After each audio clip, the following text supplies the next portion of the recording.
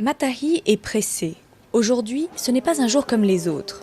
Il s'apprête à participer au défilé du 14 juillet devant des milliers de personnes. Élève dans la prestigieuse école polytechnique depuis 2007, ce n'est qu'après 2 années d'études que les étudiants sont invités à défiler pour la cérémonie. Il nous livre ses impressions.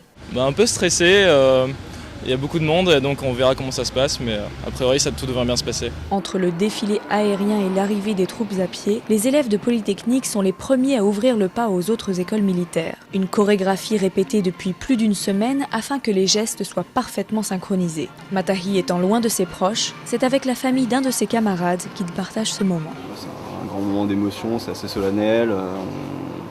On se concentre, on sent que les gens sont contents de nous voir et puis nous aussi on est heureux de participer à cet événement. Ça représente beaucoup d'efforts, de ténacité, d'enthousiasme et c'est vrai que quand finalement on voit son fils réussir ce parcours et le poursuivre, ça donne une certaine joie et une certaine fierté. Matahi, 21 ans, est le 3e Polynésien à avoir intégré la prestigieuse école d'ingénieurs Polytechnique en 2007. Je pense que c'est une fierté, voilà.